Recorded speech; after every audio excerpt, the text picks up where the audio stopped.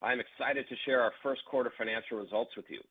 We had another strong quarter delivering on our product strategy, market expansion, and key results. Total revenue for the quarter was $28.5 million, $1 million above the top end of guidance, and we delivered over $17 million in subscription revenue, up 24% from a year ago. We reported strong operating metrics with our subscriber base growing 70% to over 562,000 subscribers, with spaces under management increasing 49% to 7.3 million spaces. We believe we are still in the early stages of capturing this expansive market opportunity, and our diverse enterprise end markets continue to thrive amidst the challenges of today's macro environment. The number of industry-leading companies that are embedding Matterport into their daily workflows to manage their real estate assets online is bigger than ever and expanding internationally. In fact, 22% of the Fortune 1000 uses Matterport today. These businesses are discovering that Matterport reduces operating expenses with every digital twin, critical to companies everywhere, and especially so in a constrained global economy. With each quarter, our total addressable market continues to grow. Real estate is the largest asset class in the world, now valued at an estimated $327 trillion, up from $230 trillion in recent years, driven by rising property values and more than 15,000 new buildings completed every day. The built world is a growing market ready for digitization.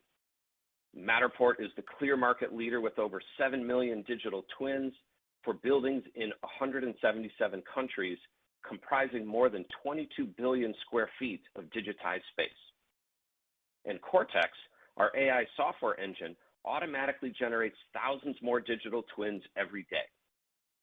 This software breakthrough enabled Matterport to create a new level of precision and fidelity for digital twins that even the most demanding enterprises and building operators can trust.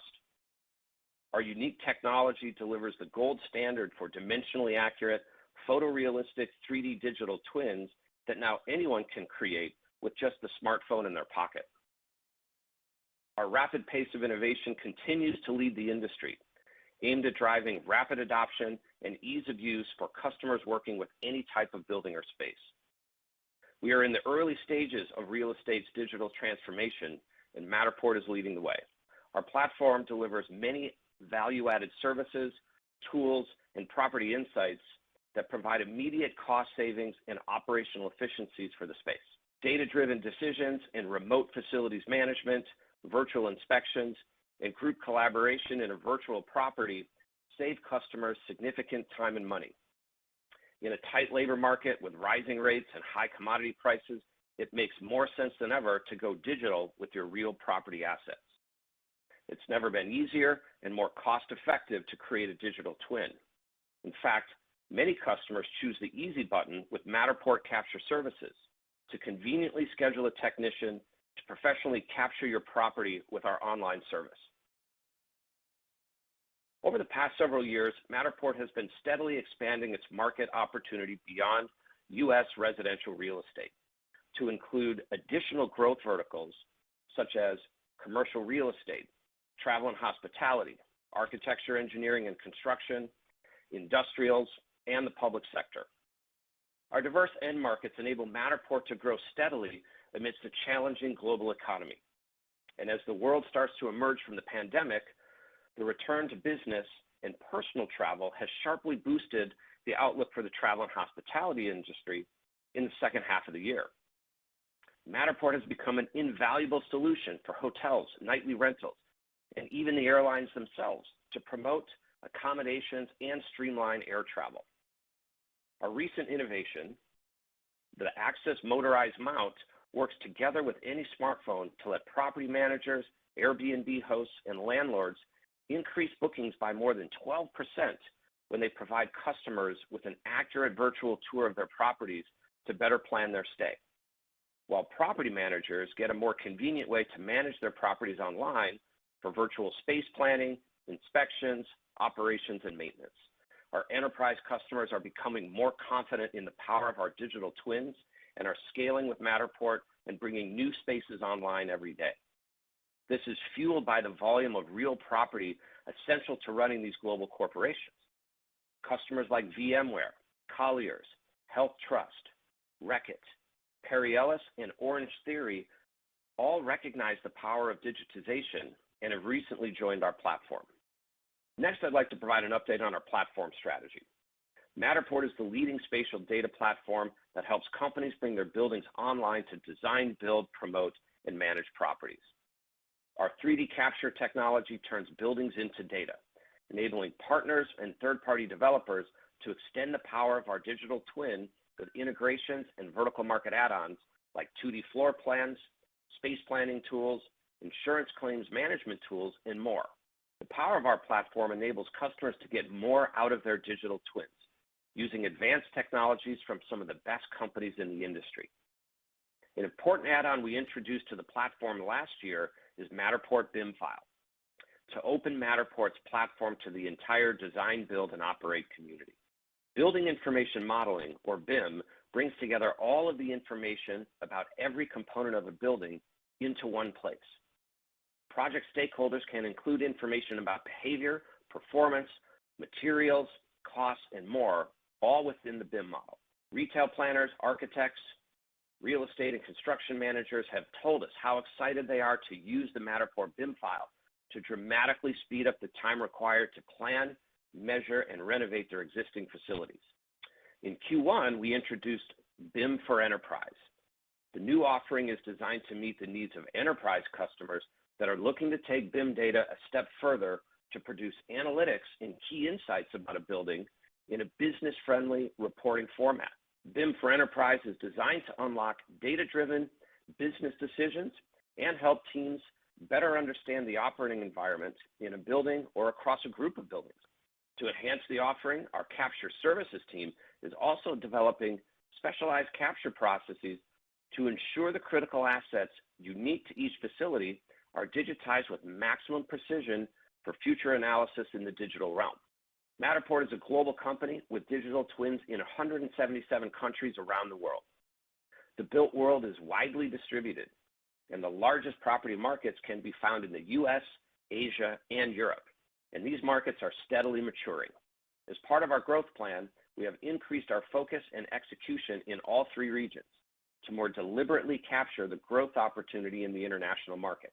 We are developing a meaningful presence in some of the largest international markets in the world, including Singapore, Japan, China, and Brazil, along with much of Western Europe. Our enterprise business includes many multinational customers that look to standardize on Matterport for all their locations around the world, extending our global reach every quarter. China is the largest property market in the world, with more than 3 billion commercial and residential spaces ready to be digitized. During the quarter, we announced that Midland Holdings, one of the largest residential real estate brokerages in Greater China, will become the first brokerage in the region to use Matterport digital twins for its entire portfolio of properties. Midland Holdings was the first publicly listed real estate group in Hong Kong, and they have over 600 branches and nearly 8,000 employees. Using Matterport, the company will provide its customers with immersive digital twins to better explore and purchase homes across the network of properties in China, Hong Kong, and Macau, while also helping their employees realize significant operational improvements and cost savings with every listing. Matterport Access, BIM for Enterprise, and our expanding global business are the results of our disciplined growth plan and focused execution. I am delighted to report that our Q1 was another solid quarter for Matterport. The growth of subscription revenue results in more of our revenue becoming recurring with high gross margin. Subscription non-GAAP gross margin was 75% in the quarter, which was more than 2,400 basis points higher than the corporate gross margin this quarter. We had another outstanding quarter of customer acquisition, with total subscribers increasing 70% year over year to a record 562,000. At the end of the first quarter, we had 504,000 free subscribers and 58,000 paid subscribers. Subscription revenue grew to 60% of total revenue in the first quarter compared to 51% in the year-ago period. Subscriptions are core to our growth strategy, and we leverage the other revenue lines, product, services, and license, to continue to build subscribers and subscription revenue over time. Our subscribers continue to increase their spend with us as well, Our net dollar expansion rate was 107% in Q1. We saw exceptionally strong expansion with our enterprise customers in the first quarter. On a combined basis, this strength was largely offset by unusually low expansion in our small and medium business customers in the first half of the quarter. The small and medium business customer cohort, which started the year off tentatively, influenced by volatility in the macroeconomic environment, recovered to historical trends by the end of the quarter. License revenue was less than $100,000 in the quarter as we have moved another solution to the subscription revenue line. I had previously discussed that our application programming interface and software development kits enabling Matterport data to be integrated into customers' enterprise applications were presented as license revenue. Our strategy with licensing involves establishing product market fit with lighthouse customers and then adjusting the go-to-market approach to offer the solution on a subscription basis. We are pleased that for the second year in a row, we have been able to execute this strategy successfully, now offering enterprises API SDK integration as a subscription service beginning in the first quarter. Our product revenue was $7.4 million in the quarter compared to $8.2 million in the year-ago period. We also ended the first quarter with a near record backlog of open orders. The demand for our high-definition commercial-grade Pro 2 cameras remains very strong, much higher than we can supply. We are also elevating our capture services offering with both enterprises and small customers to enable them to quickly and cost-effectively capture their spaces even without purchasing a device. Accordingly, services revenue for the first quarter was $4 million, a 48% increase year on year. Capture services continues to see strong growth as enterprise customers are beginning to take full advantage of this offering. In-app purchases, which provide our customers additional digital assets, such as schematic floor plans and scan-to-BIM files, also continue to contribute strong sequential growth in services revenue. Moving on to gross margin, our total non-GAAP gross margin for the first quarter was 51%. Our subscription gross margin was 75%, consistent with the prior year's gross margin. Subscription gross margin remains strong as we continue to make enhancements to our technology platform while we grow our spaces under management. As we have noted before, we expect subscription gross margin to vary by 100 to 200 basis points from quarter to quarter as we continue to invest in building out our subscription platform.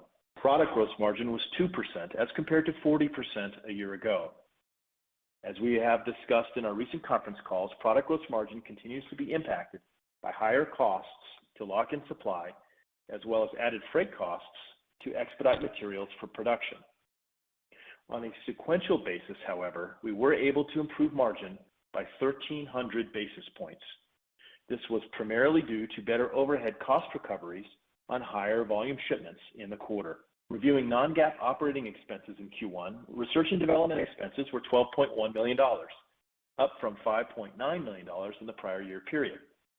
The spending level was as planned and is primarily attributable to investments in headcount to increase our product development capabilities and throughput.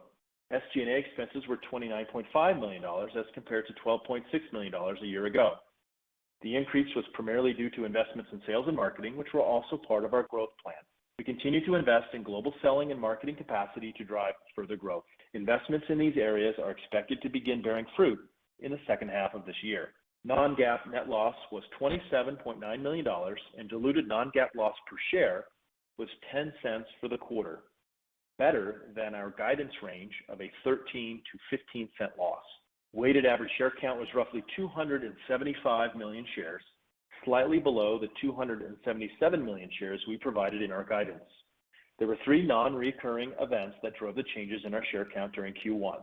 First, we called 2 million warrants for redemption, raising an additional $28 million. This represents the January portion of the $104 million in total warrant proceeds to the company, which stretched over Q4 and Q1. We issued fewer shares to employees than granted as we elected the net settlement method of this portion of the earnout share issuance. And third, we net settled our vested restricted stock release in Q1 for employees.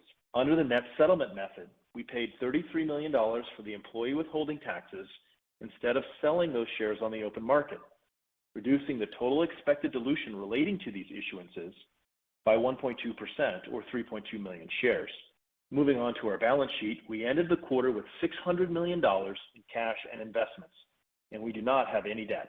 We are maintaining our full year guidance from last quarter. We continue to expect full year 2022 total revenue to be in the range of $125 to $135 million. For the second quarter, we expect total revenue to be in the range of $28.5 to $30.5 million. Consistent with our investment plans, we expect second quarter non-GAAP loss per share to be in the range of 13 to 15 cents. License revenue is expected to be approximately $400,000 per quarter for the remainder of 2022. I'm pleased to report that we have a new seven-figure contract against which we are working to deliver this year. We believe that we are on track for these deliveries. Accordingly, our expectation is we will be able to recognize revenue from this contract over the next 3 quarters. Regarding non-GAAP earnings per share, we continue to expect a 47 to 52 cent loss for the full year of 2022. Certain projects planned for the first quarter have moved to later in the year, but our full year OpEx is expected to be unchanged overall. We expect that the growth in OpEx investment spend will moderate in the second half of this year as we begin to see returns on those investments. And we continue to monitor the productivity of all our growth investments to allocate our capital prudently. While we continue to focus on top-line growth, we have a robust, high-margin subscription business that has allowed us to operate profitably in the past. This gives us confidence in the long-term strength of this business today. The last 12 months of the company have been very productive as we delivered on our plan to scale operations for the next stage of growth. We have outperformed our timeline to achieve increased capacity and global reach for our business. We are disciplined capital allocators, and our operating plan for 2022 will enable us to stay focused on delivering for the business and helping our customers win. Just wondering if you could give us an update either on H1 versus H2, how you're thinking of uses of cash and, when you think you kind of get to cash positive. Sure. The last 3 quarters was an intense growth period for Matterport. And, as I mentioned on the call, we did a great job in fleeting up the organization, bringing that capacity in where we needed it, especially in these expanding markets. And that is where the bulk of our focus and attention has been, sales, marketing, and in the R&D function. And, that was predominantly, the last 9 months activity, and we got where we needed to be. And so as we turn towards the second half of the year, it is all about activating and maximizing productivity from the increased capacity that we've invested in. Now, a lot of new folks joined the company as recently as the last 3 or 4 months. So we're still fleeting up for sure, and we're putting a lot of attention towards our go-to-market with that increased capacity.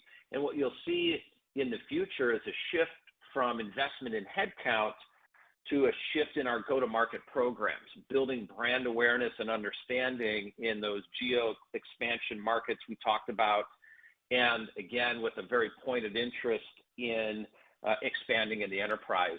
And so that's going to definitely be, an investment shift, but also an overall OpEx tapering without question, right? As we've really achieved cruising altitude a little bit ahead of plan here, we can now go to work and just grow in that business and grow in the pipeline. I was hoping to get just an update on demand within that residential real estate use case. And just given rising interest rates and headlines on softening demand, how should we think about Matterport's ability to either take a bigger piece of a potentially smaller pie of residential real estate activity, or the ability for those new verticals like insurance and construction to offset a potentially slower real estate market? Thank you. First, we haven't seen any impact on our business either from the unusually low inventory of houses for sale, particularly in the United States, or as a result of rising interest rates. So the residential real estate and commercial real estate spaces have continued to grow with us and perform as expected in the first quarter. And of course, the other thing that I think about a lot and look at is the fact that we do have a global business. We've got, Matterport customers in nearly 180 countries. And then to your point, we obviously have a growing business in non-residential real estate vertical markets as well. And we are seeing growth in all of those other verticals. Certainly travel and hospitality, as RJ mentioned, is growing as we're starting to see more people out and about traveling, experiencing restaurants and events. We're seeing growth in the business there. Similarly, in insurance, factory management, in facilities, and in retail, and all those sectors, they're growing as companies are increasingly looking to improve their efficiency of operations by using technology, particularly AI and ML-driven technologies. I think that we'll continue to see kind of growth in all verticals, and even as the U.S. residential real estate markets go through its ups and downs with respect to mortgage rates or home selling prices, we still have an incredibly large opportunity just in that segment in front of us. We think our penetration rates in the United States, for example, are about 7% of homes listed in the United States each year have a Matterport digital twin associated with them. So there's another 93% of that market, regardless of whether it's 6 million homes sold in the year or 5.5 million homes or 5 million homes sold in the year. That's ahead of us to go capture in that segment too. So the opportunities, I think, in all those segments remain, significant, massive, and in front of us. And I think we'll still continue to see the growth as we're forecasting, even with a dynamic market environment.